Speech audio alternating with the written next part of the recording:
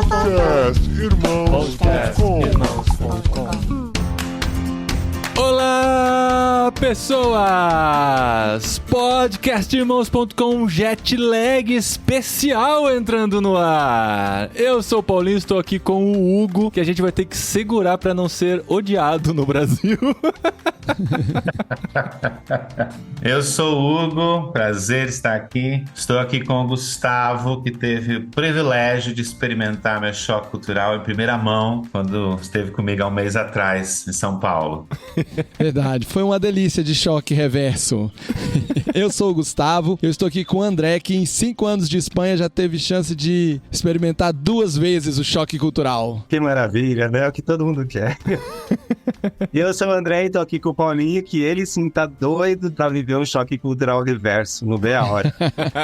Que legal, gente, estamos aqui para um episódio especial de fim de ano, como prometemos. E assim, como a gente sempre fala, a gente usa o podcast para se preparar, né? Muitas vezes, para aprender e para se preparar para a vida. E como o ano que vem temos uma viagem programada, planejada, mas ainda não com passagens para isso, mas temos planos de ir ao Brasil, queremos nos preparar para o famoso choque cultural reverso. Porque quando a gente veio aqui para a Espanha dizendo, se você estiver preparado para o choque cultural, é mais fácil de enfrentá-lo. Você consegue amenizá-lo. Agora, para voltar, a gente também quer saber o que é esse tal de choque cultural reverso. Será que a gente esqueceu como é ser brasileiros? O Hugo, o Gustavo e o André já passaram por isso e vão me ensinar hoje o que é esse tal de choque cultural reverso.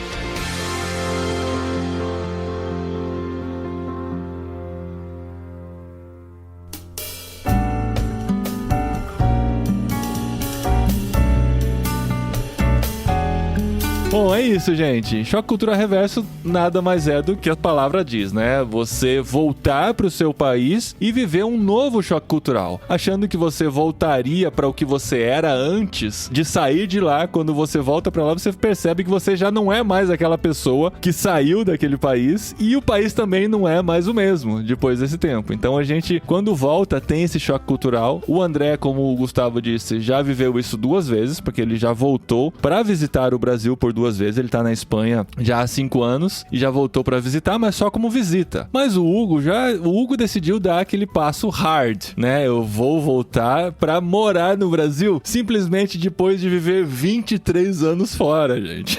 Olha a situação do menino. Que já não é mais menino, né, Paulinho? É, pois ele é, 23 não, anos. Gustavo, deixa isso aí, Gustavo. Ninguém quer saber. A conta é simples, Hugo. Você decidiu ir, então você já era minimamente adolescente, você não foi com seus pais. E viveu 20, sei lá quantos anos. E já voltou, sinto muito, você no mínimo é da minha idade. Entendeu? Gente, só pra situar os nossos ouvintes, né, pra quem não lembra, ou quem começou a ouvir os Jetlags agora, o André e o Hugo já participaram do podcast Irmãos.com algumas vezes, né? O Hugo foi aquele que lá no começo do Jetlag contou a história da Índia, né? Ele era um brasileiro na Índia, estava vivendo lá há muitos anos, né? E falou sobre o aprendizado do idioma e tal. Depois ele voltou para falar com a gente no episódio 440, o Jetlag 20, que foi sobre trabalho entre culturas, que a Marissa participou com a gente também. E em 2021 a gente conversou sobre o desafio de aprender um novo idioma, com a participação da Beth também. O André já participou algumas vezes com a gente, já gravou sobre diversos temas dentro do podcast Irmãos.com. O episódio sobre vida de solteiro, ele estava com a gente aqui contando sua experiência de ser solteiro, inclusive em outro país, e compartilha com a gente a experiência de morar aqui na Espanha e tá de volta hoje para contar um pouquinho da sua realidade também de choque cultural reverso. Mas a gente quer saber, gente, vocês estavam preparados para esse choque cultural reverso? Já tinham ouvido falar disso? Ou foi pisar no Brasil e perceber que o Brasil não é mais o mesmo e vocês não eram mais os mesmos? Olha só, quando eu voltei da Argentina pro Brasil, eu tinha 0 treinamento em adaptação cultural e tudo mais. Eu tinha 27 anos, tinha morado 1 ano e pouquinho na Argentina e estranhei um montão de coisa. Num país vizinho, vivendo não tanto tempo fora. E nesse período eu tinha vindo várias vezes ao Brasil, porque eu trabalhava, entendeu? Então, mas eu vinha assim, eu vinha de sábado e voltava segunda, né? Saía de lá sexta, depois do expediente, voltava segunda. Porque é perto o suficiente pra quando você trabalha, expatriado e a empresa paga, você fazer isso, né? Se eu tivesse que fazer do meu bolso. Mas eu tinha vindo diversas vezes e eu estranhei. Não muito, é verdade, mas estranhei. E algumas coisas eu tinha mudado, né? Alguns hábitos alimentares, alguns alguns jeitos de ver, porque você muda. E o seu país não muda tanto, pelo menos não em um ano. Agora, o Hugo é quem encontrou um outro Brasil. A gente pode começar pelos exemplos mais suaves desse choque cultural reverso? Pode, vamos chegar no hard, vamos dar um tempo pro Hugo se preparar. Deixa o Hugo se preparar. As lágrimas. Por exemplo, eu nunca voltei a morar numa cidade que eu já tinha morado anteriormente. Mas eu lembro de uma amiga que a gente tinha lá em Vinhedo, ela tinha família em outro lugar. Então, ela foi pra Vinhedo porque se casou, teve filha lá e tal, e se divorciou do marido depois de um tempo. Ela pensou, eu não vou ficar aqui perdida se a minha família tá toda no outro estado. Ela decidiu voltar com a filha pro outro estado na esperança de recuperar a vida que ela tinha, sei lá, uns 10 anos atrás. E foi muito chocante pra ela, porque ela achou que aquelas amigas com quem ela conversava online e tal, falando que tava morrendo de saudade, seriam as mesmas amigas que ela tinha deixado naquele tempo, né? Ela chegou, ela falou, passei 6 meses lá, eu acho que eu vi 2 vezes minha melhor amiga, sabe? Porque a melhor amiga já tava em outra vida, já tinha levado a vida pra outra direção e não era mais aquela realidade. E isso me fez pensar assim, nossa, que chocante isso, né? Porque a gente cria muita expectativa de voltar pro que existia antes e comecei a elaborar algumas coisas na mente nesse sentido. E eu acho que esse é um dos maiores riscos, né? De quando você sai, você deixa uma realidade pra trás e depois de um tempo você decide voltar pra ela. É você entender que as coisas mudaram e que nunca vai ser como antes. É igual quando eu tô indo pros exemplos suaves. É igual quando os amigos da faculdade resolvem fazer um grupo no WhatsApp e fazer um reencontro depois de 10 anos. Não é muito não esquisito, funciona. Cara. É muito esquisito. Funciona uma vez e depois de 10 anos tem que funcionar de novo pra repetir as perguntas. E aí, os meninos? E aí? E lembrar das mesmas histórias da universidade e tal, que todo mundo já superou e recuperar traumas e tal. O negócio é que, como diz o mineiro, né? O trem andou. O trem andou pra todo mundo. O trem andou pra quem tá fora e o trem andou pra quem tá dentro. Só que andou pra direções diferentes. Exato. Cada um foi pra um destino diferente, né? E velocidades diferentes também. Porque você muda e você acha que, obviamente, ninguém mudou como você mudou, só que você não tem a noção de que eles mudaram, como ele falou, pra direções diferentes, em ritmos diferentes. E são pessoas diferentes, né? Não tem como. É completamente novo. Eu tinha alguma preparação já quando voltei pro Brasil, porque quando eu tava no Brasil ainda, como missionário na Jocum, eu voltava pra casa algumas, 2 vezes por ano, né? Então, tinha uma viagem transcultural pro Peru, ficava lá um tempo e voltava pro Brasil, depois voltava pra minha casa. Então, nesse processo, a gente vai aprendendo a reentrar, né? A reentrada que tanto se fala. Então, eu acabava tendo uma certa noção de como seria isso e algumas expectativas que precisavam ser ajustadas, equilibradas, ou mais realistas ou menos realistas, né? Porém, vindo para a Espanha e morando fora mais tempo, e num contexto muito mais diferente, né, distinto do que é o Brasil, mesmo assim, você sente a diferença, sente o baque, né? Eu não cheguei a ter, porque pode acontecer, né, da pessoa ter sintomas de depressão e ir para coisas mais patológicas, assim, né, por conta de... Espero que o Hugo não esteja passando por isso, né? A gente pode indicar alguns psicólogos. O seu diferencial nesse sentido, André, que você sabia que era um período. Exatamente. E você voltaria para cá. Exatamente. Mas mesmo assim, você sente aquele baque, você sente a diferença. Você vê que o trem andou e o problema é você tentar subir no trem, sabendo que o trem andou e tentar recuperar as coisas. E simplesmente tem coisas que não dá para recuperar e aceitar que é o diferente. Você tem que, sendo bom ou não, tem que engolir aquilo e caminhar pra frente. E você lembra algum exemplo de alguma coisa que te chamou a atenção quando você chegou no Brasil, depois de um tempo sem pisar lá? O que você falou assim, nossa, que diferente? Ou assim, como eu nunca tinha reparado nisso que acontece no Brasil, porque eu tava imerso nessa realidade? Isso de não perceber que era assim, me dá um pouco de vergonha de falar isso, porque parece muito... babaquice. Muito babaquice, ou muita frescura, ou muita coisa de primeiro mundo, assim, sabe? Problema de primeiro mundo. Cara, eu moro numa cidade que é patrimônio da humanidade. Cáceres é uma cidade histórica, belíssima e tal, e qualquer lugar, muitas cidades da Espanha são assim, da Europa no geral. Qualquer lugar você olha é bonito, é histórico, é uma paisagem legal, é um prédio diferente. E no Brasil, assim, a minha família não mora no Morumbi, nem em Alphaville, nem num bairro de mansões. Então eu olhava ao redor e falava, velho, é feio. Olha esse monte de fio pendurado, atravessando rua, essas calçadas buracadas. Isso me chocou muito, assim, principalmente a primeira vez que eu voltei, em 2021. E eu olhava pra todos os lados e falava, mano, é feio. Me dá vergonha, cara, de dizer isso, mas a sensação era essa. E aí me chocou perceber isso em mim mesmo. Falar, nossa, eu não devia estar sentindo isso, é meu país, é meu bairro, é minha gente, é meu povo, por que eu tô sentindo isso? E aí com o tempo, com as semanas, eu fui acostumando, mas o choque... Mas eu tenho esse choque aqui em Brasília. Brasília é isso, patrimônio da humanidade, o centro de Brasília todo mundo já viu, é bonito, não tem fio, tudo mais. Andou 15 quilômetros, chegou nos bairros que são as nossas cidades satélites aqui, é tudo feio. Pelo amor de Deus, tem alguns bairros que não são feios, mas nossa, que canseira. Ó, que fique claro, quem tá dizendo isso é o Gustavo, o André. Eu não concordo que o Brasil é feio, tá, gente? Não, eu não tô dizendo que... Tem outra opinião. Não, eu não tô dizendo que o Brasil é feio, mas eu tô dizendo que tem muitos bairros, muitos lugares onde o elemento beleza se perdeu na nossa arquitetura. O elemento fio e lixo sobrepõe aos elementos arquitetônicos de beleza. A insegurança faz com que as pessoas vivam enjauladas. Você não vê mais as casas delas, você vê paredes e paredes de grades.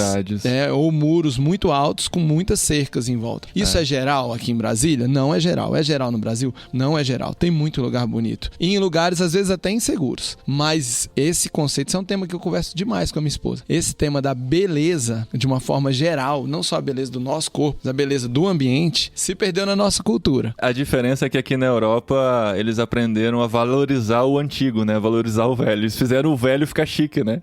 O descascado é rústico. Inclusive o velho mesmo, né? Não é só a construção, não. O velho tem muito velho, né? Então, tem que fazer o velho ficar bonito.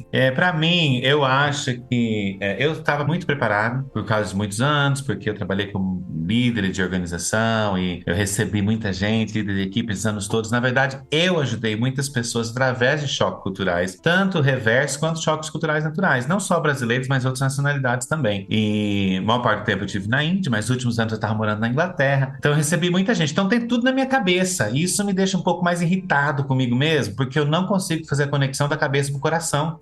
Entende? Você sabe, mano. Claro que eu sei tudo. Eu sei tudo como é que deve ser, o que você deve falar, por que você está sentindo assim, o que causa no seu corpo, por que você não quer ver ninguém, o que você deve lutar contra, quando você deve ficar trancado em casa, você não deve ficar. Tudo isso eu sei, entende? Mas tá trancado em algum compartimento cerebral que eu consigo lembrar. Tá na caixinha do conhecimento teórico. Mas parece que eu não consigo aplicar isso, né, todos os dias, a maioria dos dias, na verdade, principalmente com respeito aos meus sentimentos, porque os sentimentos vêm e não, é difícil você abafá-los, na verdade, né, porque, por exemplo, um médico que é especialista em câncer, por exemplo, e ele descobre que tá com câncer, todo o conhecimento dele não vai abafar o sentimento que ele tem, na verdade, do que o medo do câncer causa. Pelo contrário, talvez até amplifique.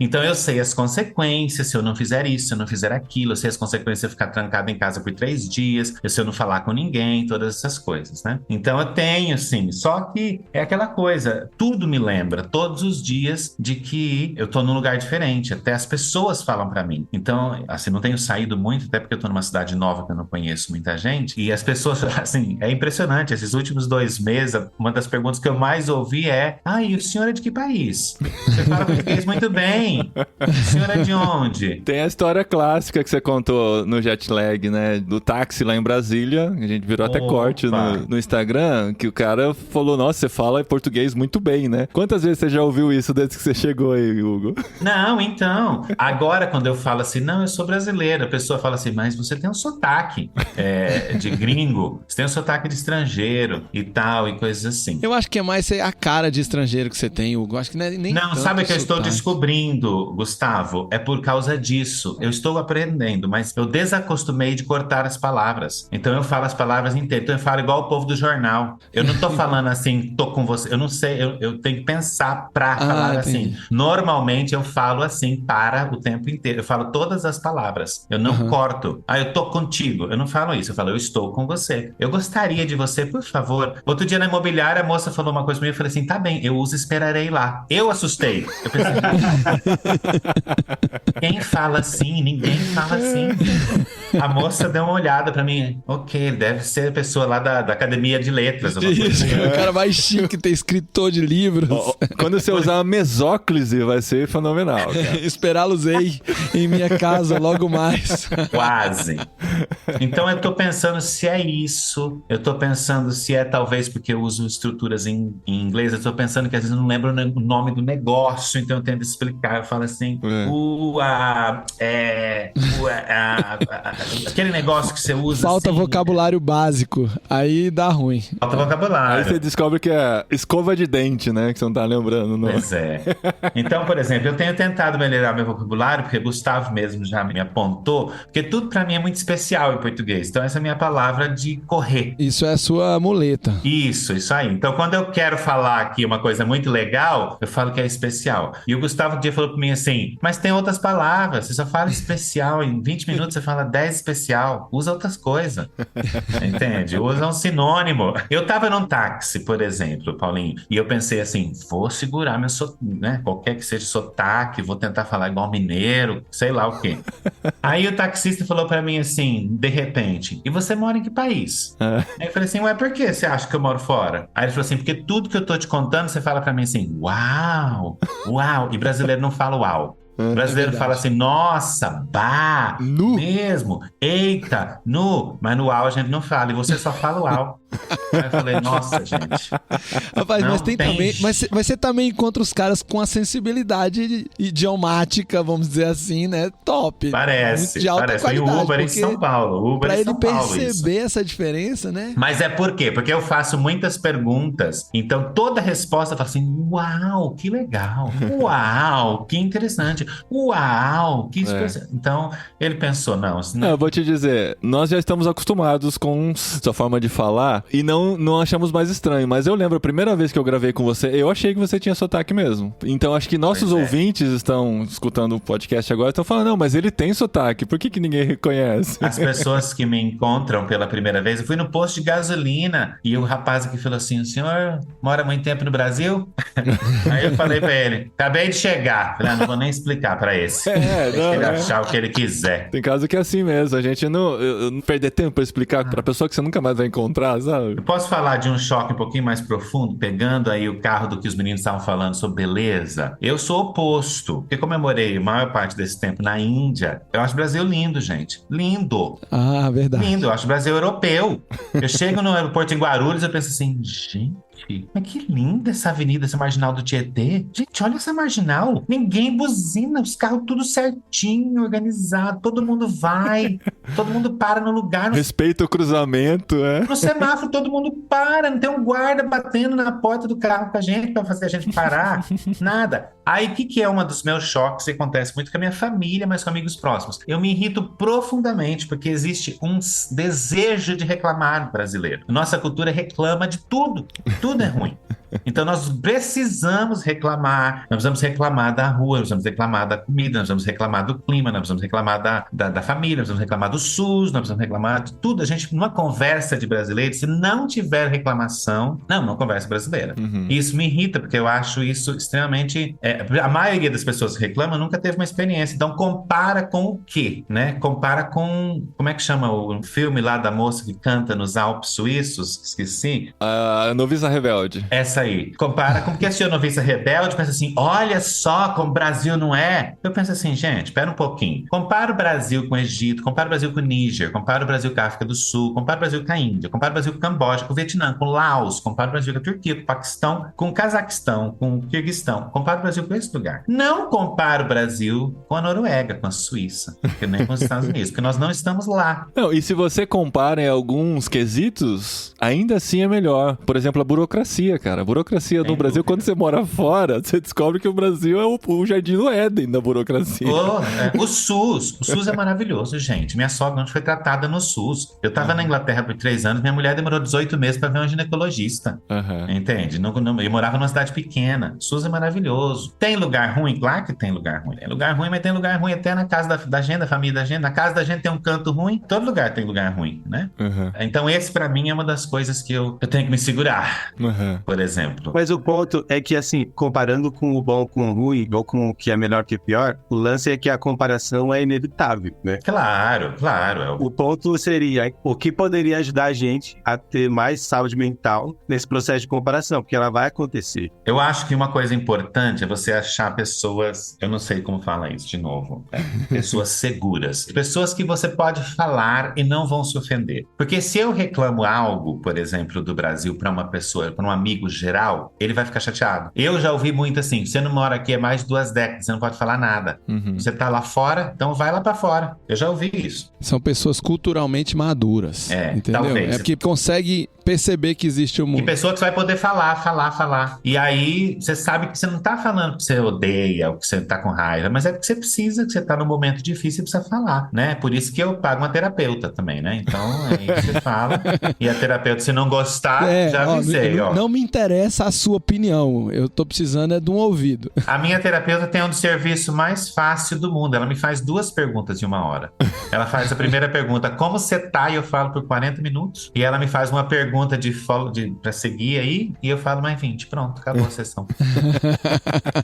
E só esse processo já ajuda muito, né? Ajuda. Então é como o André tá falando, eu acho que é importante lembrar que vai haver comparações. Como o Paulinho falou, quando você muda de cidade, quando você muda de estado, você compara. Eu acho que pra mim, uma das coisas, eu tô lendo um livro sobre transição, terminando de ler, na verdade. Começamos antes de vir pra cá, minha esposa e eu começamos, e nós estamos terminando de ler agora. E eu li o capítulo sobre luto a semana passada, por exemplo, e eu descobri algumas coisas que eu estou de luto. E uma das coisas que é engraçado, que eu não tinha pensado que eu estou de luto em não ser mais estrangeiro, porque eu desenvolvi uma personalidade de estrangeiro. Eu desenvolvi uma personalidade de me comportar, de falar, de demandar as coisas como estrangeiro, porque você tem certos direitos como estrangeiro. Você pode chegar no escritório e eles falam uma coisa pra você, você fala, eu não entendo, porque eu não sou daqui. Explica de novo. Por que é assim? Por que funciona? Você questiona tudo como estrangeiro e as pessoas deixam passar, porque a pessoa fala assim, ele não é daqui, ele não sabe. Ele não importa, você mora 10 anos no lugar, a pessoa ainda vai falar, ele não sabe, ele vai aprender. Quando agora eu sou de volta do Brasil, eu quero aplicar a mesma regra, não funciona. Não. A pessoa fala assim, você tem CPF, você devia saber. Como é que você não sabe? Que interessante. Você tá pensando? Nunca tinha pensado nisso. Então, na verdade, você acabou. Eu não sou mais estrangeiro, eu tenho que perder essa minha personalidade que eu desenvolvi em mais de 20 anos de ser estrangeiro. Porque às vezes que eu voltava pro Brasil para passear, eu não entrava fundo o suficiente para nada. Eu ia visitar a família, visitar umas pessoas, amigos, uma igreja e só. Você não ia no banco, você não ia tentar pegar um empréstimo, você não ia alugar uma casa, você não ia no SUS, porque ficava pouco tempo, não dava nem tempo de ficar doente. Não dava, e se ficava doente, tomava muito antibiótico para aguentar e ir embora, entende? Então, assim... Se tratar em casa, né? Vamos dizer assim. A perda dessa identidade de estrangeiro está sendo difícil para mim. Mas você acha, Hugo, que você deliberadamente tinha esse comportamento de questionar até para escapar de alguma coisa ou outra, ou porque você aprendeu quando você chegou, era a forma como você vivia e aquele virou Hugo? Não, eu aprendi, eu mudei. Alguém perguntou essa semana, quando que esse Hugo desenvolveu? Porque eu não sou o rapaz, o jovem que saiu do Brasil mais, eu sou uma pessoa completamente diferente. Eu tive que, porque eu tinha um negócio na Índia, a gente tinha mais de 30 nacionalidades, faz anos que eu trabalho com várias nacionalidades. Eu tive que aprender a ser bem claro, branco e preto. Então, o que tem pra mim é o valor do que você fala. Então, assim, se você tá querendo dizer alguma coisa por trás, você se danou comigo porque eu não vou entender o que você tá querendo dizer. Então, eu vou pegar o que você tá falando pra mim. Então, eu espero as pessoas serem assim. Não é assim. Na Inglaterra é um desastre, porque na Inglaterra não existe ser direto, né? Em toda cultura tem ser indireto, mas eu aprendi a ter uma comunicação muito direta. Então, por exemplo, eu aluguei esse apartamento aqui e eu estava para alugar, né? E aí a imobiliária fala, vai ter que fazer isso. Quando eu chegava, não foi feito. Mas por que não foi feito? Não, mas você falou que ia fazer. Então eu preciso entender por que não foi feito. Eu não quero saber a desculpa de por quê, eu quero saber o porquê não foi feito. Porque você atrasou, porque você não quis, porque a pessoa não veio, tem uma razão. Aí eles iam me dar a chave dia 31 de outubro e eu ia estar em São Paulo aquela semana com o Gustavo. E eu falei assim, vamos fazer o seguinte, fica mais uma semana para vocês arrumarem o apartamento e eu pego dia 6 de novembro, tá bom? Às 9 da manhã. Ai, tá ótimo, maravilhoso. O que aconteceu? Eu comprei geladeira, comprei fogão, arrumei para vir instalar a internet, tudo para dia 6 e 7. Dia 6, 9 horas da manhã, eu estava na imobiliária. Quando eu cheguei dia 6 às 9 da manhã, a moça falou assim, não tá pronto. Aí eu falei assim, como assim não tá pronto? Eu te dei uma semana a mais. Não, mas não tá pronto. Aí eu falei assim, mas eu vou ter entregas, né? Hoje e amanhã. Não tá pronto. Aí eu falei assim, então tá bem. Sentei na frente dela, falei assim, eu não tenho nada pra fazer aqui hoje. Não, enfim, minha agenda tava limpa, né? Então eu vou ficar sentado aqui na sua frente o dia inteiro até você resolver me dar a chave. Não tem problema. Você vai ficar olhando pra mim. Aí ela regalou um olho assim, assustou, olhou pra gerente dela. Ah, mas não tá pronto. Eu falei, tudo bem, eu entendo. Então você precisa que você entenda que eu também não vou sair daqui até a chave estar. E sentei, fiquei lá. Não briguei, nem nada. A chave apareceu em 15 minutos, gente.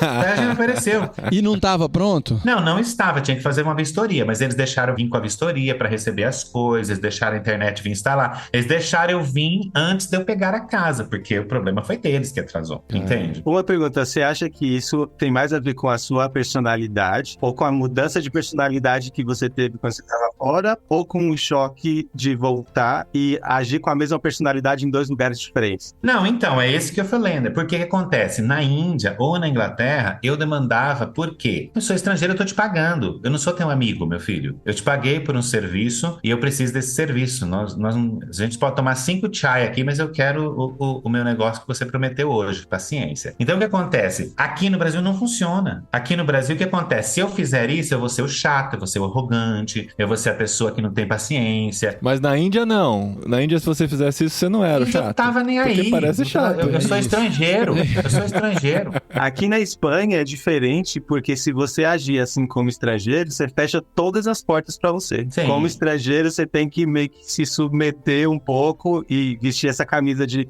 por favor, eu não sabia, então você pode tentar resolver pra mim. Aqui, bater de frente é fechar tudo. Eu também, André. Na Índia também, em todos os lugares. É o que você pontou. Eu não sei como é que o Paulinho vai fazer, talvez vai ter que cortar isso aí, viu, do podcast. Por quê? Esse podcast não pode me queimar, hein, Paulinho? Pelo amor de Deus. Ah, me queima, não, o que acontece, André? Eu tinha um negócio na Índia e eu lutava muito com a polícia e com o governo. Então foram anos de que se eu não me impusesse, não demandasse, se eu não fosse lá, batesse na mesa e falasse assim, não vou pagar propina, não vou, vocês têm que fazer o serviço de vocês, não vão me mandar embora porque vocês não têm nada contra mim, vocês não conseguiram nada contra mim. Pode procurar, pode vir fechar, que eu tô aqui, pode vir. Então eu criei um comportamento que não é eu, virou eu, obviamente, né? Mas eu fui obrigada a fazer isso, entende? Eu fui obrigada a fazer isso por causa do trabalho com a polícia. Claro que você vai na casa de um amigo, claro que você vai na casa de um negócio e tal. Meu ponto é, eu estou no Brasil, você chega, você quer alugar. Aí você tá cansado, você tá estressado, você não tem lugar, eu tô vivendo de mala 2 meses, o negócio atrasa. A minha primeira reação é assumir essa minha personalidade, entende? Só que a diferença foi que eu não fiquei bravo, não gritei, não batei na mesa, nem nada. Simplesmente falei assim, preciso hoje, não tenho o que fazer, não tem como cancelar as entregas, porque é tudo pela internet, vou ficar aqui até vocês resolverem. E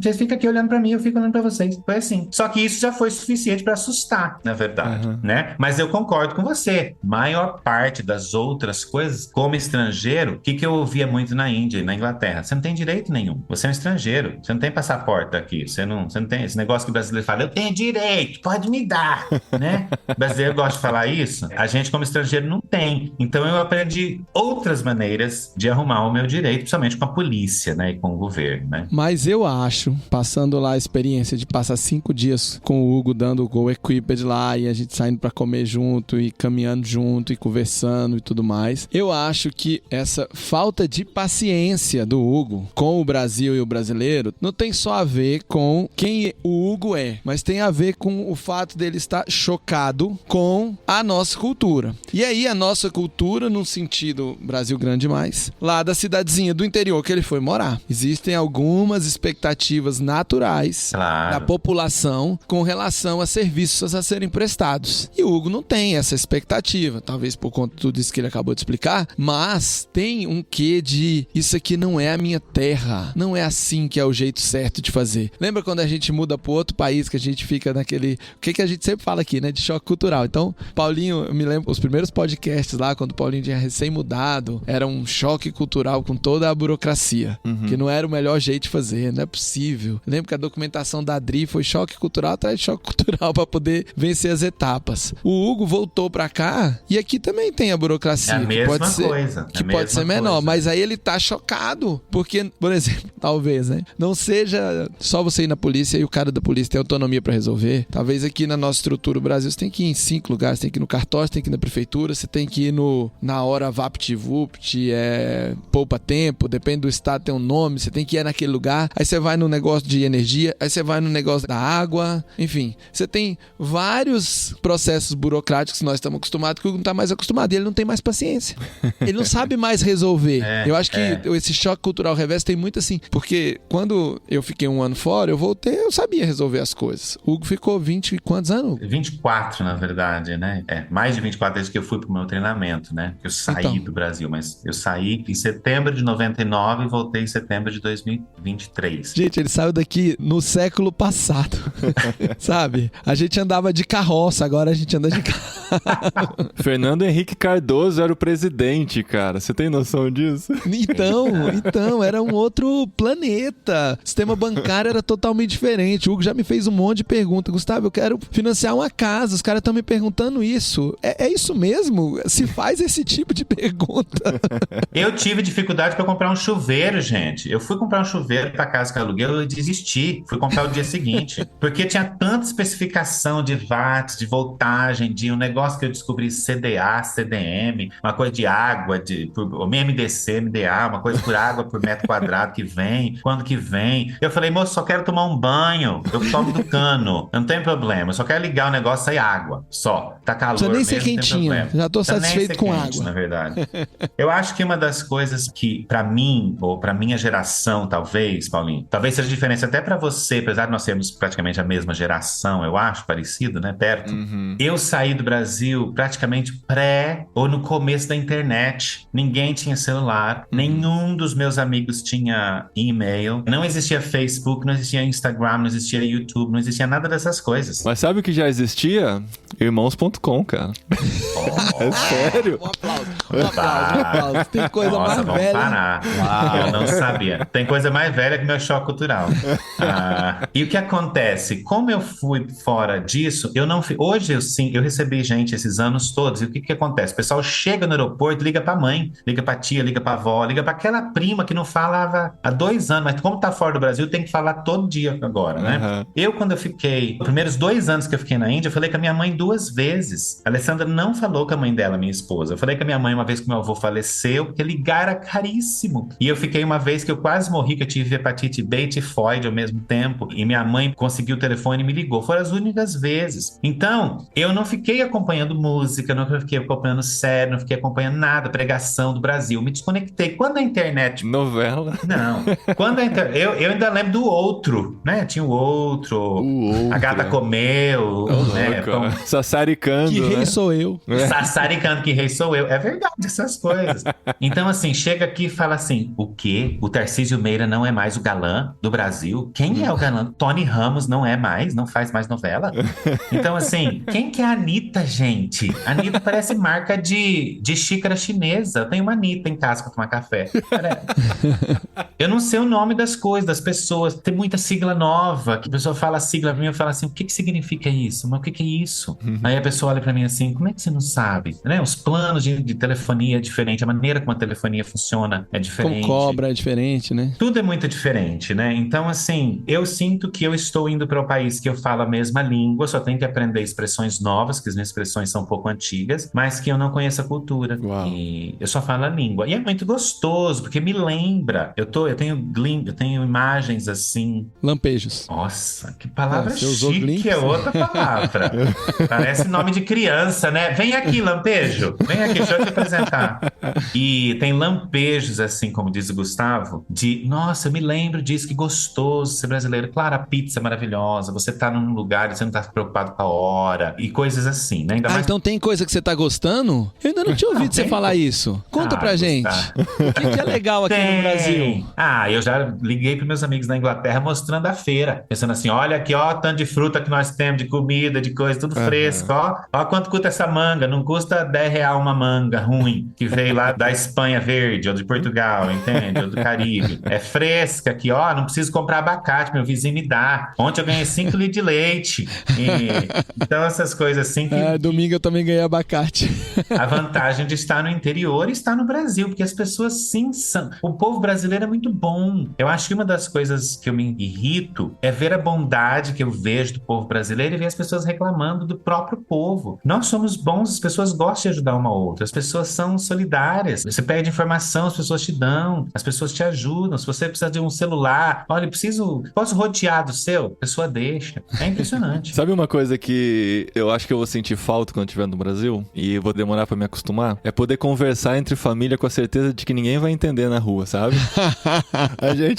A gente sentiu isso em Portugal, cara. Porque a gente faz comentários perto das pessoas que, assim, a gente não gostaria que as pessoas escutassem. Não estamos falando mal nem nada, mas estamos fazendo algum comentário que a gente sabe que quem tá do lado não vai ouvir. Claro. Principalmente aqui na nossa cidade, que a gente tem certeza, todos os brasileiros que tem aqui são os estudantes que a gente conhece. Então ninguém mais vai entender. E o engraçado, cara, é que eles não fazem ideia de que idioma a gente tá falando, sabe? Não faz ideia. Não fala assim, é parecido com o espanhol. Não, é outro idioma. Já perguntaram se somos alemães, se somos ingleses e tal, ao ouvir a gente conversando. Falta de uma noção também do mundo, mas enfim. Aí em Portugal, cara, a gente fez alguns comentários e a gente falou, não, que eles entendem. Cuidado, sabe? Aí a gente já sentiu assim, nossa, temos que tomar um cuidado extra, que a gente já perdeu aqui na Espanha. Quando tá entre nós, a gente conversa e deixa rolar, né? Mas tem que ter o cuidado, Paulinho, de você estar numa roda e você não fazer esse comentário deixando os demais sem saber, assim. Não, você tá numa roda conversando, eu acho pelo menos, né? É deselegante. A gente tá todo mundo conversando em inglês, aí no meio da conversa você vira pra sua esposa, fala em português com ela e volta pro inglês, do tipo, cara, o que eles estão falando? Bom você explicar isso, que esse é um cuidado que a gente toma. Inclusive, se a gente está entre espanhóis, com espanhóis que a gente conhece, a gente, entre nós, vai conversar em espanhol também. Se a gente tá na igreja, a gente não fala em português na igreja. Mesmo entre nós, se a gente tá decidindo uma coisa aqui da comunicação e tal, a gente tá falando em espanhol. Porque, isso já é outro tema, mas é muito importante que os espanhóis não nos vejam como eles e nós. São os brasileiros, sabe? E com eles, existe esse muro entre eles. Mas eu tô falando assim, a gente tá na rua, tô conversando com a Adri, assim, com as crianças, assim, não tem ninguém conhecido perto.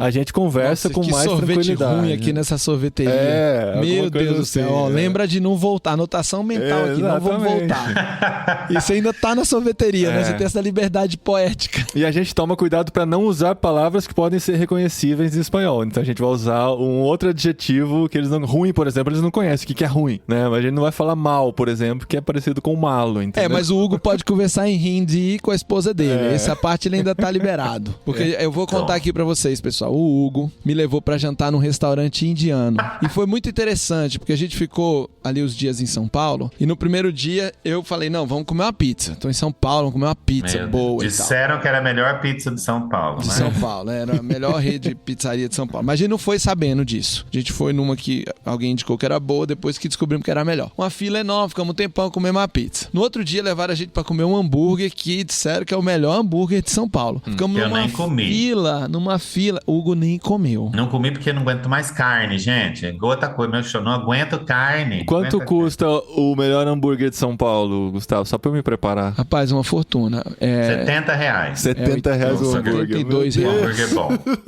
Bom, mas aí, no último dia, foi todo mundo embora, ficou só eu e o Hugo.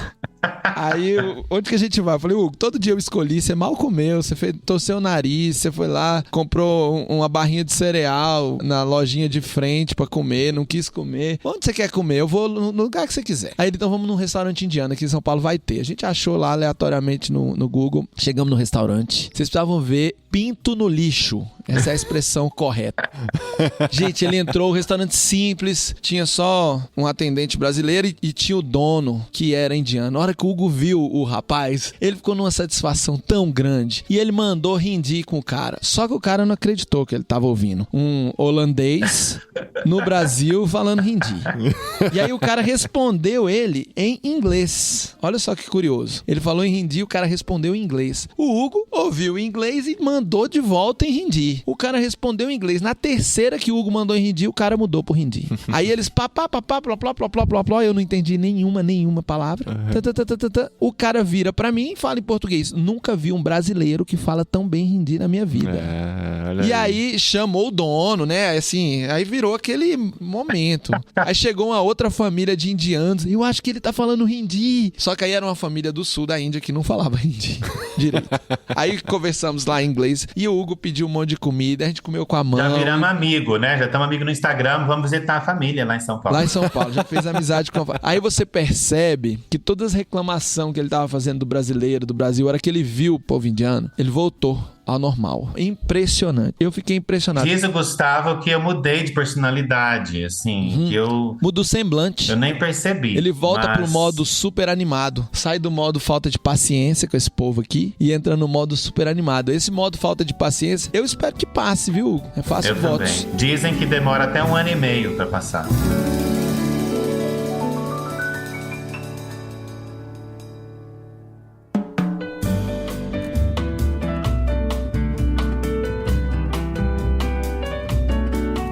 Hugo, você passou 3 anos na Inglaterra antes de ir pro Brasil. Você considera que se você voltasse pra Índia, você voltaria mais pra casa do que voltando pro Brasil? Sem dúvida alguma. Olha só. Eu voltaria pra casa amanhã. Essa semana mesmo achei um dia muito difícil. Coloquei uma música em hindi pra ouvir. Ai, meu Deus do céu. Só me acabei de chorar no carro, escutando e cantando. E eu sei mais porque o que aconteceu? Na Índia, eu substituí. Tudo que eu sabia do Brasil, eu aprendi sobre os atores indianos, sobre cricket, sobre o mundo cinematográfico, tudo da Índia, para ter conversa com os meus amigos. Então, o povo se falava na década de 90, eu transferi isso para a Índia quando eu cheguei lá. Eu cheguei na Índia só em 2001, porque no caminho a gente aprendeu espanhol e fomos aprender inglês na Inglaterra. Mas eu cheguei na Índia em agosto de 2001 e saí definitivamente em agosto de 2020. Então, eu me apresento hoje como indo-brasileiro. É assim que eu me sinto. Então, por exemplo, quando você chega na casa de um indiano, outra coisa diferente que as pessoas percebem, vão perceber e percebem um pouquinho. Eu nunca recebi ninguém no Brasil, na minha casa. Eu nunca tive casa no Brasil. Eu morei com a minha mãe e depois eu morei com uma tia solteira e eu casei. 15 dias depois eu fui embora do Brasil. Então eu nunca tive casa no Brasil. Eu nunca recebi pessoas na minha casa. Quem recebia era minha mãe, minha tia, e eu tava lá. Eu aprendi a receber pessoas na Índia. Eu aprendi a trocar a lâmpada, trocar o pneu. Eu aprendi a fazer essas coisas na Índia. Eu aprendi a abrir conta de banco, mexer com banco, muito na Índia. Quando eu tava no Brasil eu tinha conta no Bamerindos, gente. Bamerindos não existe mais. Cara, que emblemático. A poupança Bamerindos. Você lembra da poupança Bamerindos? Então, o que acontece? Na Índia, chega uma visita na sua casa, a primeira coisa que você faz é dar água pra pessoa. Você nem pede pra pessoa, você nem pergunta, você dá água pra pessoa. Você dá água. Aqui você dá o Wi-Fi.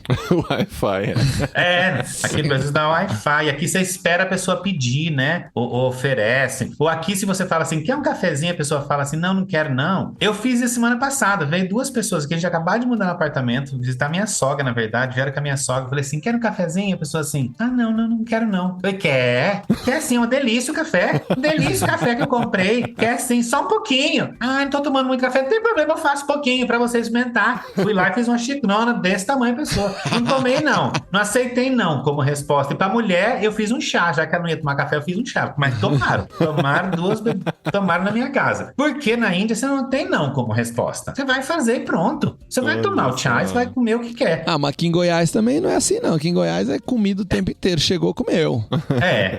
Claro, né? Então, assim, como o Gustavo tá falando, essas coisas, né, de mudanças, né, e de você perceber quão diferente você mesmo é, na verdade, né? E o país também é. Como o André falou no começo, o trem foi para estações e a ritmos e a destinos diferentes. Então, nós todos estamos no futuro, mas eu estou num futuro diferente do que os meus amigos, do que eram meus amigos e que ainda são meus amigos, mas na verdade às vezes não sabem muito como se relacionar com essa nova pessoa, que online, por Zoom, por WhatsApp era super legal, mas de repente aqui em pessoa, entende?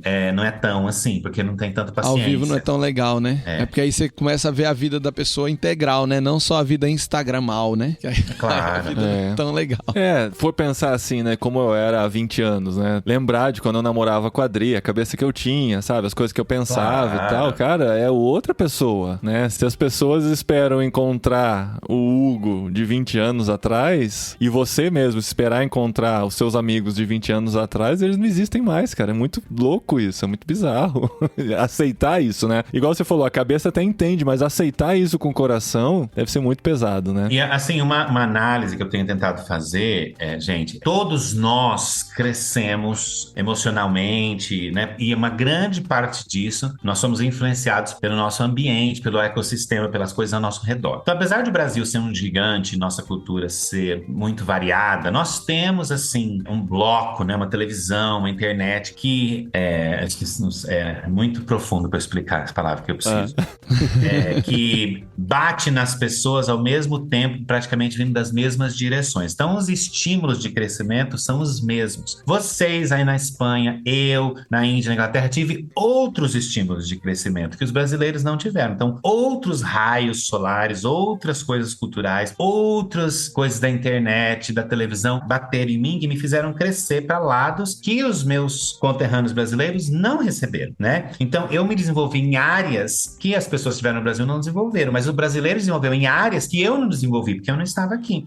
Então, o nosso movimento é diferente. Então, quando isso se encontra, não encaixa, né? E se você encontra uma pessoa que não tem muita paciência, talvez também, ou que acha que, você devia saber, porque você é brasileiro. Que conversa é essa? Como é que você não sabe, né? E aí você tenta explicar que você não tava, né? Aí, ou que eu escuto mais aqui, nossa, que chique. Quando o pessoal fala assim, você veio da onde? Eu tenho feito assim, as pessoas perguntam pra mim, de onde você veio? Eu olho pra minha mulher, se eu tô com ela. Que ela vai falar assim, São Paulo, porque ela nasceu em São Paulo. Que é mais fácil do que explicar. Que eu falo assim, a gente acabou de chegar aqui há 2 meses. De onde? Aí tem os curiosos, né? De onde? Aí quando você fala da Inglaterra, o pessoal, nossa, que chique. Aí eu já jogo a Índia no meio, né, pessoal? Então, assim, eu tô tentando avaliar essa questão do crescimento emocional. E tem outra também, você se preparou muito, você estuda muito o tema, só que não depende só de você, né? As pessoas que estão te recebendo também vão criar expectativas. E lidar com isso é o mais difícil, né? Porque eles não têm obrigação nenhuma de ter estudado o tema e de se preparar para sua volta, né? Mas para quem tá escutando a gente agora e tá tendo o privilégio de ter acesso a essas informações, você que tá vendo isso na pele, fazendo papel de entrevistador aqui, ó. Vai lá. O que você diria, o conselho você daria para quem tá no contexto de que tem alguém vivendo essa experiência agora? Porque assim, você no seu dia a dia, você não vai ter paciência de explicar isso para alguém. Assim, faça isso ou faça aquilo, mas o que você diria? Para quem tá recebendo, né? Para quem tá recebendo. Que a pessoa não é um brasileiro como seu vizinho, ou a pessoa não é o brasileiro, amigo, parente que você deixou quantos anos quer que seja atrás. A pessoa não é mais. A pessoa mudou. A pessoa não... mas você gostava desse sabor de pizza? Não gosto mais. Mudou porque eu descobri o mais gostoso. Mas você gostava desse pão dessa padaria, mas eu descobri que esse pão não é o mais saboroso, é meio duro. É que você só tem esse que você gosta. Mas eu descobri outros, então eu não gosto mais. Nossa, mas você gostava desse croissant que eu fazia, mas eu descobri que não era croissant. Era uma massa de pão seca que você fazia em formato de croissant e você falava que era croissant e não é croissant. Então eu não gosto mais. Porque a pessoa mudou, nós mudamos, né? As pessoas mudam. E uma coisa que me abençoa é quando as pessoas fazem perguntas. Eu acho que uma das tristezas é saber assim, poxa vida, eu dei metade da minha vida. Eu tenho 48 anos e 24 eu estive fora. Eu dei metade da minha vida fora para um serviço que eu ainda acredito. E as pessoas me encontram, principalmente às vezes na igreja, e não querem nem saber. A pessoa não faz nenhuma pergunta de como foi a sua vida, ou valeu a pena. E não é pergunta fraca assim, o que você achou do pronunciamento do presidente? Ou eu não sei, nem vi, gente. Nem sei quem é o presidente direito ainda. Então, assim, perguntas sobre nós, perguntas sobre como nós estamos nos sentindo. E escutar a resposta, né, gente? Porque e ouvir a resposta. Tem muita gente que faz a pergunta só por fazer e já quer engatar numa história que vai contar depois, né? Já não me prepararam pra isso, assim. Vai acontecer de quando eu voltar pro Brasil, e a gente vai tentar preparar os meninos pra isso também, porque a gente vai querer contar um monte de coisa que a gente viveu nesses 3 anos até voltar pra lá, mas provavelmente eles não vão estar interessados nisso, né? Poucos vão querer saber. Não, a pessoa escuta uma história, 2 no máximo, e aí já começa a falar da reforma do banheiro da cor do azulejo que colocou. Exatamente. Cara, eu vivi isso na pele essa última vez. A gente foi numa família muito querida comer uma pizza um dia, e assim, a gente foi pra casa daquela família porque eu tava no Brasil. Então, o André tá aqui, vamos lá, quer saber como vão as coisas na Espanha e tudo mais. Aí conversa vai, conversa vem. E aí, André, como é que tá as coisas em Cáceres, né? Eu, não, estamos fazendo isso, estamos fazendo aquilo. Aí alguém te interrompe porque lembrou de não sei o quê e vai falar do Brasil, das coisas dela, do cachorro, do periquito, do papagaio. Passa meia hora, assim, literalmente, não tô brincando. Vai, assim, meia hora depois. Mas a gente tava em Cáceres, né? E aí, desculpa, eu te cortei. Como é que tá sendo lá? Desculpa, eu te cortei, é ótimo. Tudo bem. Aí você começa a falar de Cáceres e fala assim, então, que em Cáceres, nossa, a gente tem um senhor do cartório corrupto. Corrupto, que você não vê aqui no Brasil. Você aí rouba sua história de novo. O Brasil sempre ganha. O Brasil sempre é pior. melhor. O que eu aprendi com relação a isso, assim, a gente tem contato com o Brasil ainda, né? Graças a Deus a gente tem internet, tem o Zoom pra conversar e tal. É sempre dar uma resposta curta na primeira pergunta. Se você sente que a pessoa realmente tá interessada e quer desenvolver, você vai desenvolvendo um pouquinho mais, sabe? Agora, você começar a contar uma história que é longa, que vai ter um monte de desdobramento, e você sabe que você não vai conseguir passar de 2 minutos de história, nem começa, sabe? Porque vai ser desanimador, né? Mas de qualquer jeito, essa sensação desse desinteresse é algo muito ruim. É muito ruim. Porque como o Hugo tava falando, fere, machuca. Assim, não porque a gente tá, no meu caso, como missionário, bom, todos nós aqui, que você tá dando sua vida e tudo mais, não por esperar um reconhecimento ou uma expectativa ou etc. Mas, no fundo, acho que é uma questão de você se sentir valorizado, né? É uma questão humana, não é questão missional, é uma questão humana. De que as pessoas estão interessadas em mim e eu tô conectado com as pessoas. E quando não existe isso, machuca. E aí, o que aconteceu, por exemplo, na segunda vez que eu fui pro Brasil, é já ir com essa expectativa muito mais baixa. Então, como é que estão as coisas em Cáceres? Ah, tão bem, então tá trabalhando com isso, aquilo outro, e as coisas estão bem, Deus tá abençoando. Ai, que legal. Sabe o que aconteceu semana passada? Que a minha avó falou não sei o quê. Aí você fala, beleza, cara, é isso. É isso. Você abre mão dessa valorização, desse reconhecimento. E aí você se priva de sofrer. Porque no fundo, às vezes, o que as pessoas querem saber, às vezes eu sinto até uma certa sinceridade. Tem gente que só quer saber que você tá bem. Alguns apoiadores meus, mantenedores, eles enviam dinheiro, não sabem em detalhes o que eu faço, mas eles sabem que eu estou trabalhando e que eu estou bem e que, sabe, aleluia, glória a Deus, continua. É o suficiente. E algo também interessante, André, uma grande parte das pessoas não estão preparadas. Eu tive uma conversa com uma amiga minha ontem, de muitos anos, que treinou comigo e trabalhou no Egito muitos anos. E ela estava falando para mim, na verdade, eu que vim de um país que é o 11º mais perseguido do mundo, né? A maior parte trabalhei lá e tal, e coisa assim. Então, assim, eu estou acostumado para um evangelho, para uma conversa, de que qualquer momento você está preparado, a polícia vai vir, alguém vai vir te dar casa, você tem que tomar cuidado com seu vizinho, você não pode cozinhar carne, porque senão alguém vai escutar e ver, e todas essas coisas. O estresse aqui é diferente, não existe esse estresse aqui, não existe essa preocupação. O nível do que as pessoas, na verdade, vivem, uma grande parte, na verdade, das pessoas vivem, essa questão da insegurança que o Gustavo falou no começo, é muito a nossa mídia, joga muito com isso, para nos fazer ficar com mais medo, na verdade, do que a plena realidade é. Então, muitas vezes as pessoas não estão preparadas emocionalmente para ouvir dos desafios, ou para ouvir das situações, ou para ouvir que você vai numa cidade, a pessoa quer ouvir e falar assim, numa cidade de 40 mil habitantes, não tem crente, e tem assim, 100 igrejas. E aí você falar que você tá numa cidade, que eu sei da realidade na Espanha, do mesmo tamanho, que tem 2 igrejas, tem uma, não tem nenhuma. 40 mil?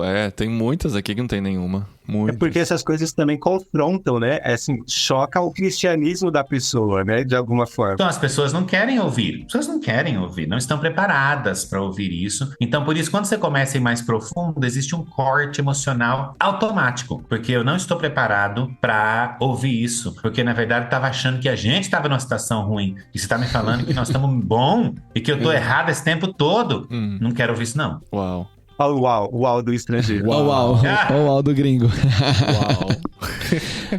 E o espanhol não fala uau, isso que é pior. Eles falam claro, dá uma raiva. Então, assim, eu perdi a paciência com um amigo, eu vou falar, porque eu não acho que eles vão escutar o podcast esses dias, porque veio um outro casal de amigos missionários visitá-lo, e a gente foi visitar e tal, e eles falaram assim, ai, fica aqui, vem trabalhar com a gente. Eu falei assim, fica não, vai embora pro seu lugar, se Deus não te mandou, não fica, porque tem muita crente saindo pelo ladrão aqui, a gente tem que tentar mandar uns crentes embora. Aí a pessoa falou pra mim assim, imagina, a gente precisa ganhar, quase não tem. Porque o meu vizinho não conhece a Jesus, né? Não, conhece, não vai pra igreja ainda, porque conhece, entende? A minha cidadezinha, eu dou exemplo, que eu saí, que tem 6 mil habitantes, nem 7, ô Paulinho, tem 30 igrejas no interior de São Paulo. Nossa. Eu, desde adolescente, a gente já fez umas 50 campanhas de dar folheto. O povo junta folheto lá na casa, o ateu junta folheto pra dar pro outro quando viaja, porque não tem mais onde botar, entende? Então, assim, claro que existem regiões ribeirinhas, existem regiões no interior do Nordeste, existem áreas amazônicas, sem dúvida. Existem missões urbanas, tem uma igreja na Cracolândia? Não. Existem áreas difíceis? Claro. Não estou falando que eu não concordo com a pregação do evangelho onde quer que vocês estejam. Mas é aquela questão, né? Quando você a questão do evangelho é uma questão. Quando você é confrontado, o SUS é outra questão. O pessoal fala que é ruim. Quando você é confrontado que é bom. A burocracia, como vocês estão falando. Quando você é confrontado que é bom. Não que é bom, mas que não é tão ruim quanto outros países, né? A educação. Esses dias alguém falou para mim assim, olha que absurdo, o Brasil saiu em penúltimo numa pesquisa de como eram as escolas do país do mundo. Eu falei, quantos países? 50. O Brasil é o número 49. Eu falei, você sabe que tem mais de 200 países, né? Então significa que o Brasil ainda tá 49 de 200, não de 50. Porque esses 50 era Canadá, Suíça, Noruega, Finlândia. Aí assim. Então o pessoal não pega comigo essas coisas, porque tem que me dar a informação completa, né? Eu sei de uma história dos pais de uns amigos que são missionários e que durante 18, 20 anos, mais ou menos o mesmo tempo que você, eles moraram em diversos países. E aí chegou o tempo que eles entenderam que era o tempo de voltar para o Brasil. Os filhos deles estavam crescidos, já estavam vivendo suas vidas, alguns inclusive trabalhando com missões em outros países. E quando eles foram planejar voltar para o Brasil, diferente de você, que ainda tem os seus parentes aqui, né? Tem a mãe da Alessandra, tem a sua mãe, enfim, tem alguns outros parentes. Eles se encontraram na seguinte situação: a gente não tem mais quase nenhum parente morando lá. A igreja que nos enviou, o trem dela também andou pro outro lado. A gente não tem mais um relacionamento com essa igreja. Apesar de que talvez ainda existisse sustento sendo enviado. Mas não tinham, eles vinham para visitar e não tinha mais um relacionamento. O pastor já tinha mudado, os crentes já tinham mudado, porque uns tinham morrido, outros tinham mudado mesmo de cidade, de igreja, enfim. Era uma outra igreja, era um outro cenário. Eles desistiram. E eles foram fazer a aposentadoria dele em outro país, porque não conseguiram encontrar no Brasil a identidade deles para voltar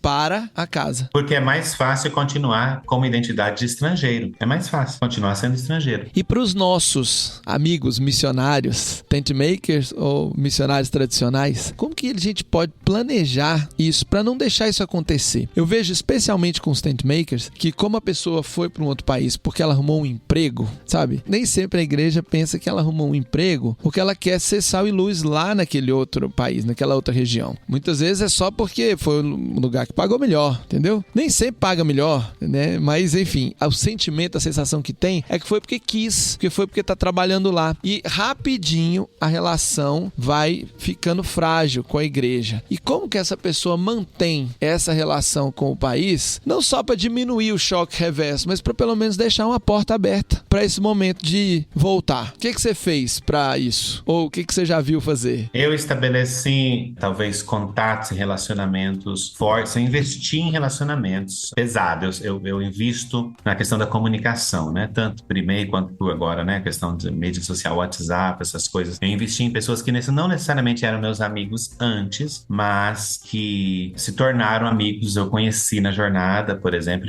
e tinham interesse, tinham coração. Nós, né, Hugo? Gustavo é um amigo. Se eu falar pro Gustavo assim, eu sei, não tô falando isso aqui online, se for errado, o Paulinho vai cortar.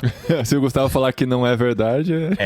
Se eu falar pro Gustavo assim, eu tô mal, Gustavo, não tô bem, eu preciso sair daqui, eu posso vir ficar aí na sua casa uma semana, um fim de semana? Eu tenho quase certeza que o Gustavo vai falar, pode. Então eu tenho várias pessoas assim no Brasil, pelo Brasil, que eu posso falar assim, eu preciso ir. Na verdade, eu estou tendo que rejeitar propostas desse pessoal falando que eu vá pro Rio, pra Goiânia, pra Brasília, pro Nordeste, pra Santa Catarina, pra São Paulo, outros lugares, pessoas que querem nos receber, sim, vem, eu arrumo um lugar pra você ficar, vem ficar uma semana, vem ficar um mês, se você quiser, né? Então isso tem nos abençoado demais. Tem pessoas, aquela coisa, eu acho que nós temos que tomar muito cuidado para não tacar pedra. Eu sempre falei para missionários amigos meus, né? Tacar pedra, tem uma, não sei se tem em português, tem um ditado que fala sobre você não morder a mão que te alimenta, né? Cuspir no prato que comeu. Então, não cuspir no prato que comeu, porque eu, esses anos todos fora, eu fui sustentado pela maior parte pela igreja brasileira, por irmãos que me abençoaram. Então, assim, o sistema, uma igreja, essa igreja, aquela igreja que eu conheço, perdeu visão, ficou como o Gustavo comentou, mas sempre vai haver o remanescente, sempre vai haver aqueles que amam, sempre vai haver aqueles que te amam, sempre vai haver aqueles que vão te receber. Assim, tem uma ilustração de uma pessoa tá num penhasco, morrendo, e tem um amigo lá em cima, e a pessoa gritando pro amigo, fulano, me ajuda que eu vou morrer. Deus me ajuda, fala pro meu amigo receber. E tem uma outra pessoa que passa e joga uma corda, e a pessoa olha e fala assim, quem é você? você? Não te conheço. Não, mas deixa hein, vai que você me solta. E a pessoa não aceita e acaba morrendo. E aquela outra pessoa desconhecida era quem Deus tinha mandado para enviar. Às vezes a gente fica procurando o reconhecimento, o conforto, a palavra de alento de alguém que a gente acha que devia dar, mas Deus está dando através de outra pessoa. Mas porque você não está recebendo daquele lugar, você não recebe do outro, não quer receber do outro também. Então eu tenho tentado procurar encontrar de qualquer lugar. E para mim é relacionamentos firmes, é investir em relacionamentos, como eu faço com o Gustavo, mensagem, tem reunião. Por quê? Gustavo não é mantenedor? Não. Gustavo ora por mim? Nem sei. Não sei se ele nem tem tempo de orar por mim. Entende? Então, mas o Gustavo ficou meu amigo, Gustavo é meu amigo. Então eu não preciso só de mantenedor e intercessor, eu preciso de amigos que me conhecem no meu momento de fraqueza, momento que odeio essa pizza, quero comer uma comida indiana. Entende? Com a mão, partiu. E vamos embora com a mão. Comeu com a mão, feliz, tomou um suco até que não gostou, mas tomou.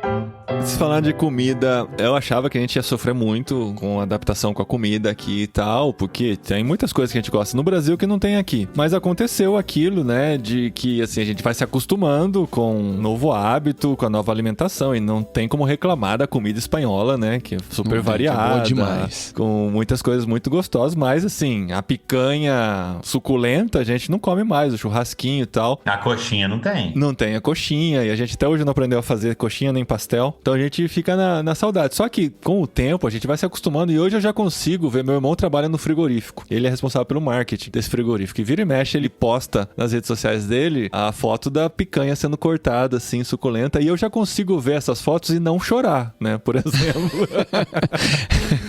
É um processo, né? Já não choro mais, sinto só vontade, mas chorar. Chorar já não, mas eu sei que quando eu for pro Brasil e provar de novo, vai voltar toda essa emoção. Você, Hugo, foi pra lá há muito tempo e teve que se adaptar a uma alimentação, inclusive não só que não tem carne de vaca, que a carne de vaca é proibida de ser comida, né? Pela religião deles. Voltar pro Brasil, comer, você falou que não aguenta mais comer carne, né? Porque por 20 anos você desacostumou a comer carne. Como é que foi essa readaptação à comida brasileira? Você tem sentido também esse choque? Interessante você estar falando, por exemplo, já faz um pouquinho mais de 2 meses que eu voltei. Eu não comi nenhum churrasco ainda. Nem fui em churrascaria, nem comi churrasco. Isso é uma falha na sua biografia, né? Verdade. E nos seus amigos também, né, gente? E não tenho vontade. Então, assim, eu comi arroz e feijão por 3 dias seguidos. Dá um negócio assim que eu começo a pensar assim, meu Deus do céu, eu não quero comer nada. Eu vou comer um iogurte hoje pra desinfectar, pra desintoxicar. Fazer um detox. Engraçado, minha sogra ontem tava falando com o meu cunhado e falando assim, eu tô muito mal, tô muito doente, tô muito ruim, eu preciso de arroz e feijão. Preciso comer arroz e feijão todo dia. Eu pensando assim, meu Deus do céu. Eu não posso falar nada, porque eu não acredito mais nisso. Eu não acredito mais em arroz e feijão.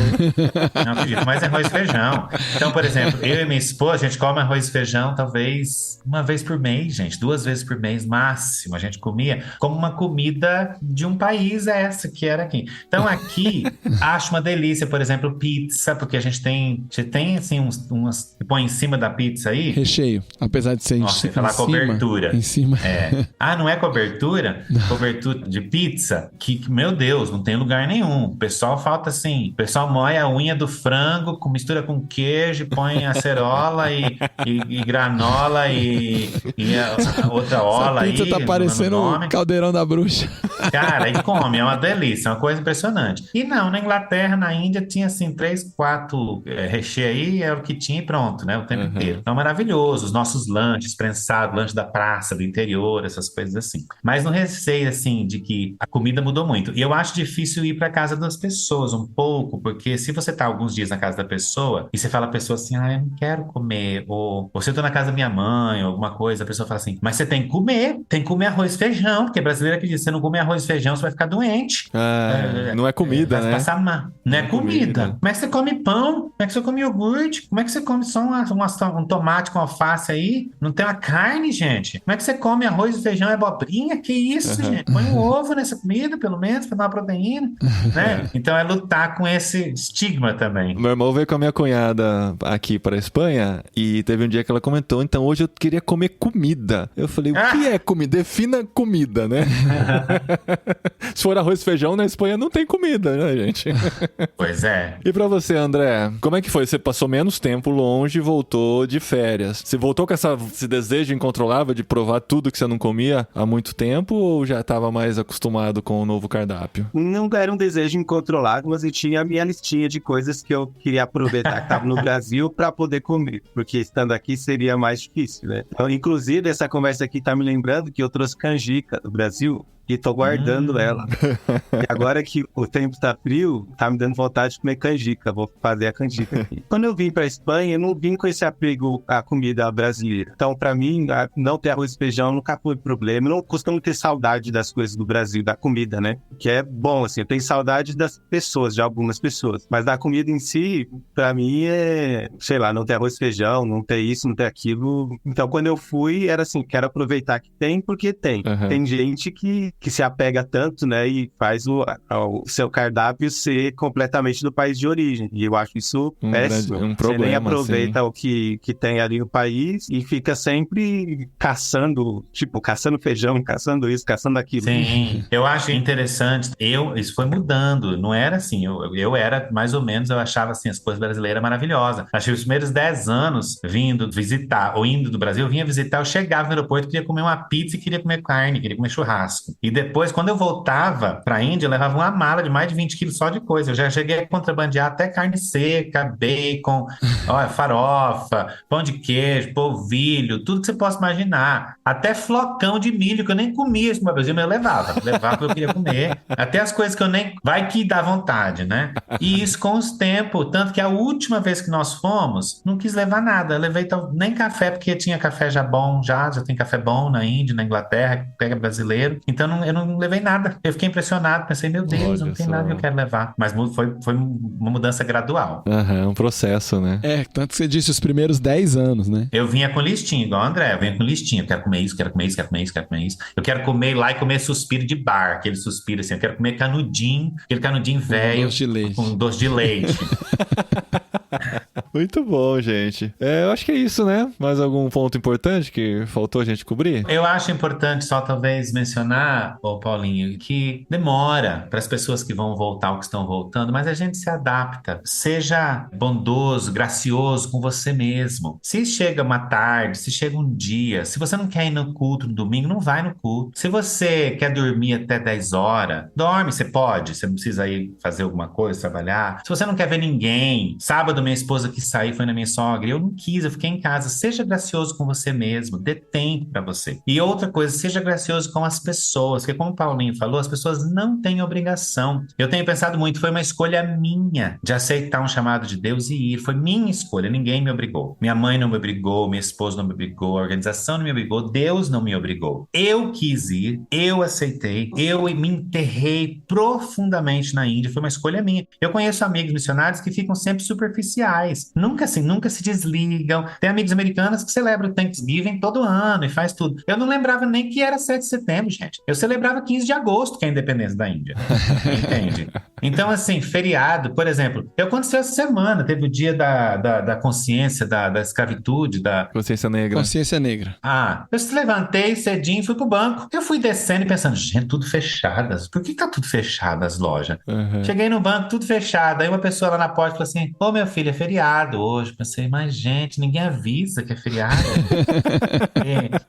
E talvez eu esqueci quando eu cheguei na Índia, eu odiava comida, eu emagreci. Eu não aguentava ver aquelas músicas indianas cantando na minha orelha, no ônibus, no trem. Eu achava filme indiano assim um exagero, só ria, sabe? Então assim, eu esqueci, que faz muito tempo, e aquilo virou bom pra mim. Então a mesma coisa, eu esqueci das coisas aqui, né, na verdade. Mas elas vão se adaptar. voltar. Só que nós nunca mais, é igual fazer enxerto, nós nunca mais vamos ser puros, 100% brasileiro, como uma pessoa que talvez nunca saiu, que só sai de férias. Nunca mais. Mudou o nosso DNA, deu uma balançada, deu uma síndrome, deu alguma coisa em nós que não vai voltar mais ao normal. E a gente tem que aceitar isso e pronto. Ainda assim, Hugo, você mudaria, porque você falou que você se enraizou na cultura indiana, né? E agora você está vendo todo esse processo de redescoberta do seu DNA, né? Você mudaria esse enraizamento? Você escolheria não ter se aprofundado tanto se você olhasse de hoje para trás? Eu acho que não, porque as portas, as oportunidades que isso nos abriu foram maravilhosas. E as pessoas se sentirem em casa, sabe? As pessoas virem, meus funcionários, meus alunos, pessoas que vinham em casa, se sentir que eles não estavam na casa de um estrangeiro. Tava, porque era diferente, porque tinha coisa diferente, claro, mas a forma de tratamento, a maneira de tratamento, né? Não nos abriu mais portas do que... Eu acho que mesmo assim eu ouvi, por causa da minha aparência, por eu ser muito branco, o povo sempre achou que o Brasil era na Europa, né? Não importa quando, era na Europa. Era do lado ali da Polônia, entre a Noruega e a Alemanha, era por ali o Brasil. Então eu sempre ouvi de ser estrangeiro, mas eu abria minha boca, o meu maneirismo, né? Aí as pessoas se assustavam um pouco, porque não combina a cara com o maneirismo, com a boca, né? O Gustavo falou, meu maneirismo mudou no restaurante, né? Na verdade. Foi. Se eu comparar com amigos, com pessoas que eu conheço, que não se enraizaram, que não aprenderam a língua, que não aprenderam a cultura, que não aprenderam a maneira certa de você oferecer comida, de você convidar alguém, a maneira certa de você dar a sua opinião, a maneira certa de você participar de uma discussão profunda, seja teológica, hindu, muçulmana, cristã, o que quer que seja, ou política. Se eu comparar os dois, eu não mudaria a minha experiência, não. Apesar da dor que isso me causa hoje. Agora no retorno, né? Mas se a gente tá fora, né, por amor a Deus e ao povo local, é nada mais justo e esperado do que você fazer parte o máximo possível daquilo, né? A gente começar a ser tratado como um espanhol, por mais que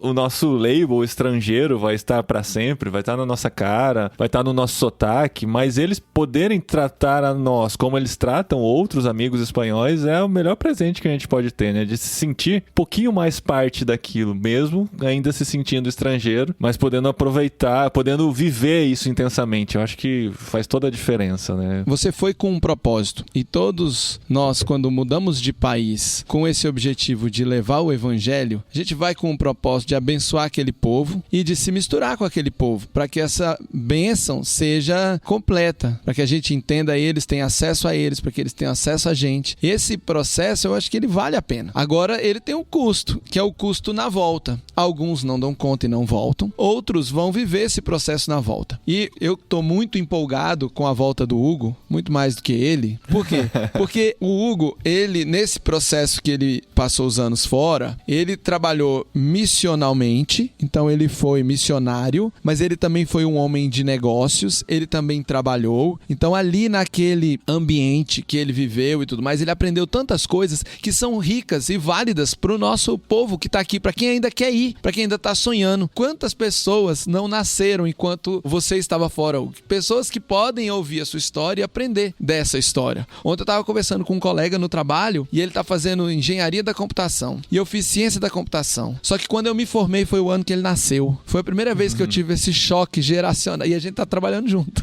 E a gente estava conversando como era o mundo, como é o mundo, e ele estava me perguntando o que ele pode fazer para se preparar para os anos que ele tem para frente dentro da nossa profissão. E aí eu vejo o Hugo voltando e falo, gente, a gente tem que botar o Hugo numa estrada e botar ele para contar para todo mundo. Até ele cansar de falar da Índia e falar, não, agora eu vou falar de outra coisa. Até ele cansar de falar da Inglaterra e falar de outra coisa. Mas enquanto ele não cansa de contar essas histórias e de mostrar o fracasso, o sucesso, o jeito de fazer, o jeito de não fazer, isso é muito útil. Vale muito a pena. Então eu realmente tô animado com a volta do Hugo. Não sei se ela vai ser por muitos anos, mas pelo menos... Tem que ter alguém animado nesse quadrado aqui, né?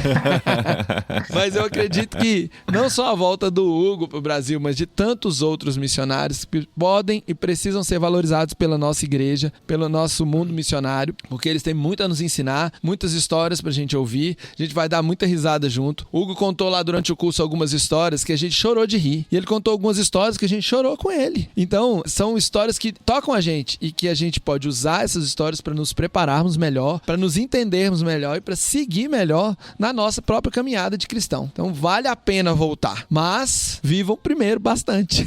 Não precisam voltar correndo. Um tema que eu acho que ficou pendente e as pessoas que estão vindo talvez estejam questionando, a gente tá falando muito de nós, adultos, né? Mas como fica o coração das crianças, né? Que quando vão para outra realidade, os nossos filhos hoje já são mais espanhóis que brasileiros, porque eles estão intensos na realidade, né? O dia todo na escola, vivendo aquilo e tal, e para eles também vai ser muito difícil a volta, mas a gente fica devendo esse tema, essa conversa mais pra frente. Eu tenho uma amiga, Paulinho, que ela morou aqui no Brasil, ela é europeia e ela já morou em alguns países. Ela disse que o único problema, assim, ou na verdade o grande problema, é que você nunca mais vive sem saudade. Então, sim. Foi pro outro país, voltou, você tem saudade do outro país. Foi pra outro, você tem saudade do seu. Então a saudade é um novo sentimento que você vai viver com ele eternamente. Você sempre vai ter saudade. Já era. Uma vez que você decidiu sair, já era. Já ligou esse negócio que não tem mais volta. Esse negócio da saudade. E aí essa saudade é que a gente conversou bastante hoje aqui, né? Que a saudade, às vezes, ela fica parada no tempo e a gente tem saudade de uma realidade que não existe mais. A gente tem que aprender a lidar com isso. Ou, às vezes, nunca existiu, né? A gente tem essa também. Porque, às vezes, a gente sente saudade de um negócio que não era daquele jeito. A nossa cabeça que criou daquele jeito. Construiu. É o cuidado que tem que tomar. A minha esposa, por exemplo, eu tive uma conversa com ela essa semana, minha última história aqui. Ela sempre sentiu saudade do Natal. Por quê? Porque quando a gente saiu, o Natal dela, o quê? Antes de casar. O irmão mais novo antes de casar, o irmão mais velho tinha crianças pequenas, né? Então, pais e tal. Natal vinha todo mundo e era uma coisa muito, muito forte, né? E esses anos todos fora sempre foi assim, ai, na época do Natal, que saudade da família. Nós voltamos e vai ter o Natal. O que acontece? Meu cunhado mais velho, os filhos dele já casaram. A minha sobrinha vai ter nenê. Então, eles têm as famílias deles. Nós somos tios-avós, quase. Minha sogra é avó, que ficou longe, porque eles agora têm sogra e sogra. E você não viaja passar todo mundo na casa da avó, porque não, na verdade, né? Porque você tem que negociar a família. Uma família dá, outra família não dá. Eu tava falando pra ela, a gente tava conversando esses dias, essa imagem de 30, 25, 26, 28 anos atrás, que seja, não vai mais acontecer. Não é real. E não é porque é ruim ou porque não era bom. Era bom, mas as coisas mudaram. Então você volta também, você descobre uma realidade que ela não é porque ninguém é ruim ou nada, mas porque a vida mudou e não tem mais como acontecer daquela maneira como você sentiu saudade. Então você tem que lidar com a frustração de aquilo que você sentiu saudade e você pensar assim, um dia eu vou voltar e vou experimentar de novo. Aí você descobre que você não vai experimentar de novo, porque acabou. Aí entra o luto, né? Que você falou que vocês estão vivendo vários lutos. Aí nós estamos vivendo vários lutos, porque morreu. E você tem que aceitar que morreu, porque não vai voltar, não tem como voltar à vida, como alguém que morreu. E você tem que chorar o luto mesmo, você tem que sentir a dor da tristeza. Não tem o que fazer. E nesse clima super lá em cima, a gente finaliza o episódio. Todo mundo muito empolgado para voltar. Vamos nos aprofundar na cultura que a gente está, apesar de antever os lutos que virão, né, no futuro. Isso, né? Tem que viver intensamente mesmo, cara. Não ficar pensando muito lá na frente, não. Viver intensamente, e luto é parte da vida, né? Luto é parte da intensidade. Muito bom, gente. Que bom. Conversa boa pra gente finalizar o ano aqui do Jetlag, pensar nos próximos passos e reafirmar a nossa aliança, né, Gustavo? Nossa parceria aqui, né, Gustavo? Porque é isso aí. 2024 tem mais Jetlag aqui no Irmãos.com. Isso, nós vamos entrar aí na 5ª temporada, né? 5ª temporada, muito bom.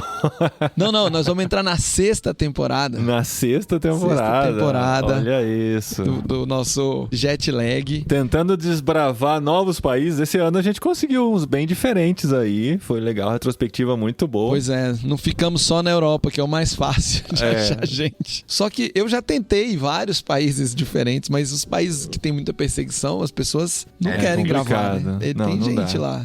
A gente tem essa limitação, né? Tem gente, mas a gente não pode dar muitas especificações. Igual quando a gente gravou do Oriente Médio, por exemplo, a gente teve que dizer Oriente Médio, porque tem algumas dificuldades nesse sentido. Mas enfim, a gente vai continuar buscando, vai continuar tendo conversas muito legais por aqui, contando com vocês, contando com o André, contando com o Hugo, compartilhando suas experiências sempre por aqui também. Um prazer, gente. Muito obrigado. Um prazer sempre estar aqui. Um prazer te conhecer, André. Um prazer estar juntos com amigos. É muito, muito especial. A amizade é algo que vai para a eternidade. Eu acredito que é um presente de Deus que começa aqui e vai até a eternidade. E nossa responsabilidade é cuidar delas, né? Então é muito bom. Isso aí. É isso aí. Já dizia Pequeno Príncipe, né?